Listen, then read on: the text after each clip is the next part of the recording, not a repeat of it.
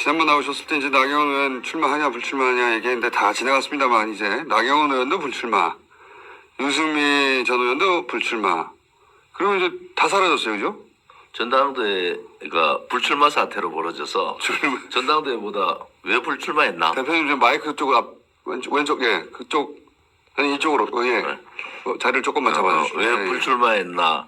이게 이슈가 돼서 전당대회가 윤심 전당대회뿐만 아니고 불출마 때문에 더 이슈가 돼버린. 권성동 불출마. 희한한 권선동은 원래 뭐 예. 자기 정치 생명이 끝나니까 6명 중에서 꼴등하면 끝나잖아요.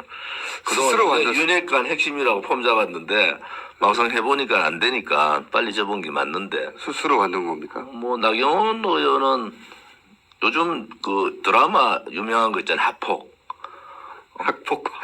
국민의힘의 집권여당에서 학폭보다 더한 반이성적 집단 린치, 왕따, 따돌리기 뭐 이런 걸 보면서 야 이제 국회까지 이런 사태가 벌어지면은 또 그것 더 중요한 것은 국민의힘의 그 선배 국회의원들 있잖아요. 예. 그다음에 원로 국회의원들 많잖아요. 예.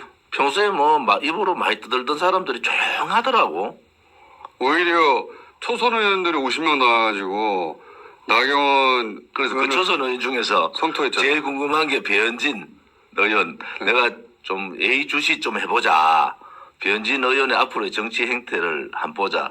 제가 국회 한 12년 해봤잖아요. 예. 국회 해봤더니 여성 의원들을 너무 싫어하더라고요. 그래서 그런 경향이 아니고 이게 또 분석을 좀 해봐야 되는데 아니면 남성 의원들 싫어하는 경우도 많죠. 남성 의원들은 뭐 어쩌다가 그런데 서로 안 부딪히려고 하는데 요즘 그 1966년도에 나왔던 황야의 무법자라는 영화가 있어요. 클린턴 이스트우드가 주연했잖아요. 그때 여주인공이 왜 나를 이렇게 도와주느냐 이렇게 물을 때 클린턴 이스트우드가 딱 얘기하잖아요. 다른 사람들이 다 상황을 알았는데 아무도 당신을 도와주지 않더라. 그래서 황야의 무법자 주인공이 도와주는 거잖아요. 어디로 가시려고 지금 그 얘기를 꺼내시는 겁니까? 그래서 도대체 무법자가 누구냐. 그래서 전당대회가 제가 예측했던 대로 뭐 안철수 의원이 올라가든 나경원 전 의원이 올라가든 그 표의 3분의 2는 표가 그쪽으로 쏠리게 돼 있다. 이제 유승민 의원까지 이제 그만뒀잖아요. 유승민 의원이 국민의힘 자체 내부에서 한 9에서 12% 얻었잖아요. 예.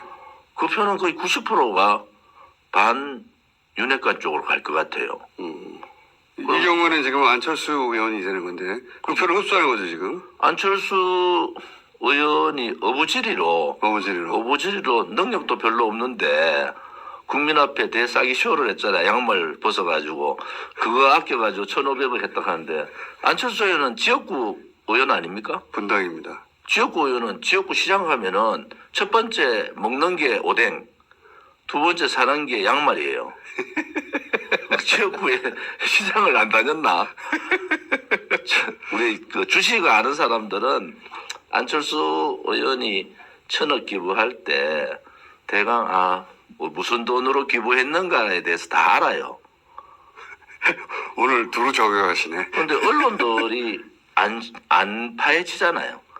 그래서 우리 같은 사람은 아이고 막 얼마나 답답하면은 김기현 의원이 잘 모르는 남진 선생하고 뭐 사진 찍고 안철수 의원이 뭐 양말 들이대고 할 때는 야 이게 답답하긴 답답한가 보다. 그럼 전망을 어떻게 하십니까? 지금 양자인데 대통령 선거 비슷할 것 같아요.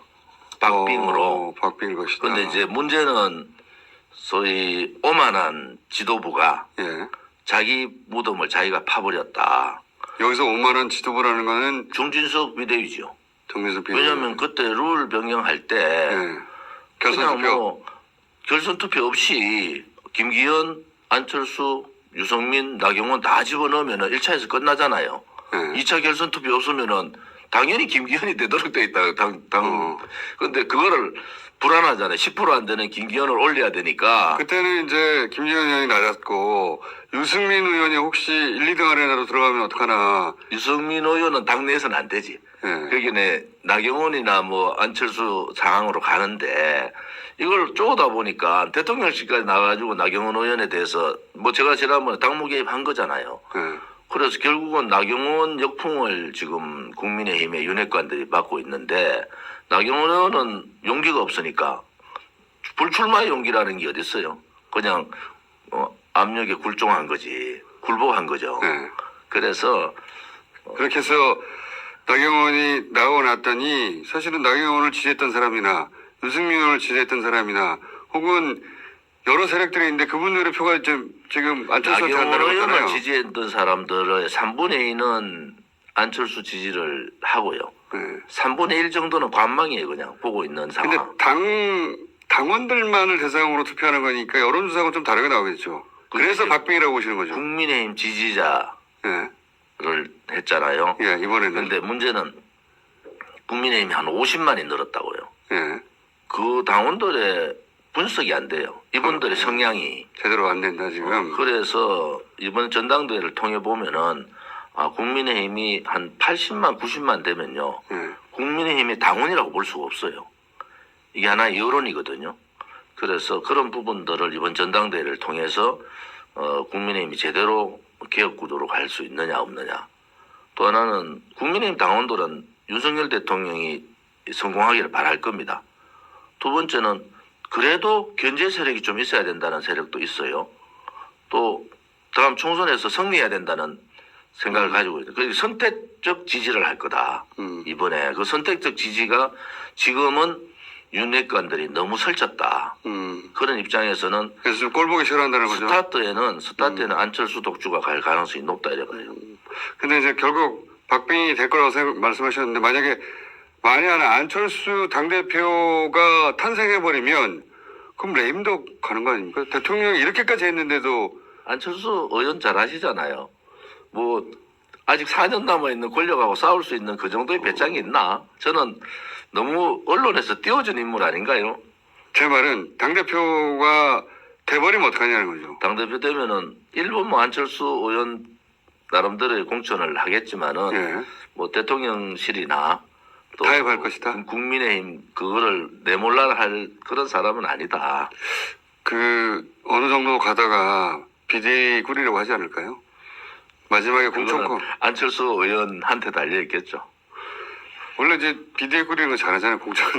공천권 때문에. 비대위를 하도 많이 해서 이제 비대위가 무엇을 하는지 이번 비대위가 했는 게 룰 변경한 것밖에 더 있어요.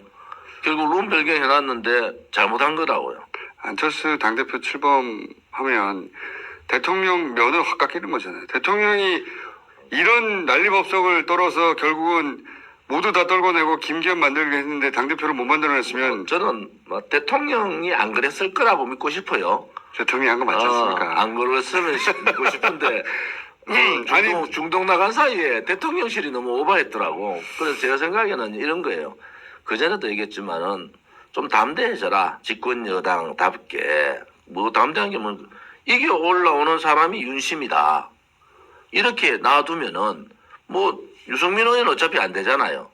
그러면은 뭐 나머지 중에서 나경원, 안철수, 김기현 누가 되더라도 그게 윤심이에요. 이렇게 할 줄 알아야 되는데 주변에서 너무 속삭거렸다. 누구 귀에다 대고 속삭거리는 겁니까? 뭐 윤핵관들이 예. 뭐 얘기했겠죠. 누군가는 뭐 한테 얘기를 했겠지. 혹시 대통령 부인의 뜻도 거기에 담겨 있는 거 아닙니까? 그거는 뭐 제가 말하기는 그렇고 그건 국민들의 판단에 맡기는 거죠. 말하기는 그렇고 들으신 이야기가 있을 거 아니에요. 들으신 이야기가. 아무튼 들으신 이야기 있긴 있군요. 아무튼이라고 하시는 거 보니까. 그거 저 김건희 여사에 대해서 야당이 자꾸 얘기하는데 예. 별로 도움 안 됩니다. 제가 객관적으로 봐서 이제 방향 타켓을 좀 바꿔라. 또 하나는 김건희 여사가 여성 국회의원들 예. 이렇게 10명을 만났죠. 모았잖아요. 비례도 만나고. 비례대표 한 사람. 아니, 그러니까 그건 첫 번째 만남이고 두 번째 만남은 비례대표 여성 의원들. 그게 또 만났어요. 만나 또 이래 만나잖아요. 예. 근데 전당대회 좀 끝나고 만나도 되는데 그러니까요. 뭐 왜 시점을 그래 잡았느냐. 그래서 이제 전당대회 관심도 많고 공천에도 관심이 많은 거 아니냐 대통령 부인이 이렇게들 말들 하는데 여의도에선 성격상 그렇다 그러시더라고. 성격상 그래서 성격상 공천에 관심이 많다는 거예요? 아니면 뭐 아무튼 가만히 계시지 않는 분이라서 네. 저는 대통령께서 조용한 내조 그건 끝났죠 이미. 문정수 김정숙 여사 그할 때 조용한 내조는 불가능하죠. 조용한 내조 하라고 여러 군데서 이렇게 얘기를 했는데 안 됐잖아요.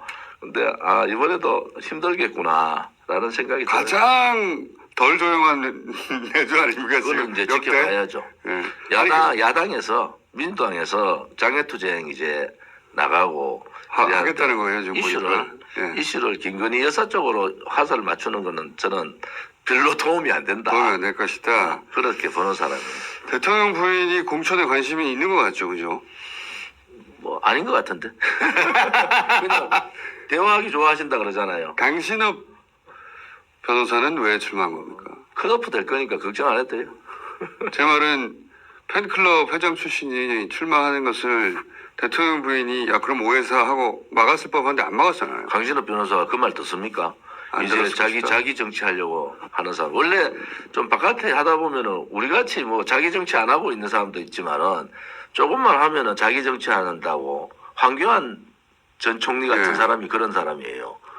박근혜 대통령이 싫어하는 줄 알면서도 박근혜 대통령 생신날 가가지고 만나야 되겠다. 뭐 그래서 제가 저 사람 참 웃긴 사람이다. 우리는 6년 동안 그 바깥에서 투쟁하면서도 말 한마디 안 하고 기다리고 있는데 그러니까 박근혜 대통령 측에서 바로 잘라버리잖아. 그럴 예정 없다고. 그러니까 정치인들이 저도 뭐 정치하는 사람에서 막말을 못하지만은 한편으로 봐서는 좀 체면들이 없다.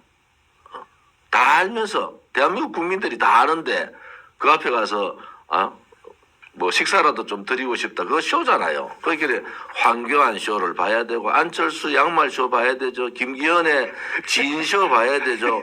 이놈의 정치가 이래 가도 되는가. 그래서 국민들한테 제가 말씀드리고 싶은 게 이제 정치인의 민낯을 여러분들이 너무 많이 보셨잖아요. 이제 그 거품 정치인에 더 씌워진 거품을 좀 걷어내자. 거품이 제일 많은 사람이 누굽니까? 아는 분들 중에. 안철수. 왜요? 그 다음에 홍준표. 홍준표. 제가 겪어보니까. 대표님하고 감정 있는 분들 말고 안철수 대표는 지금 지지율 1인데 당대표. 좀 저를 싫어하겠죠. 그런데 저는 뭐 이래저래 배신하는 사람들 좀 싫어해요. 이념적인 배신이든 뭐 그렇지 않으면 인간에 대한 배신이든 그 끝이 안 좋더라고요.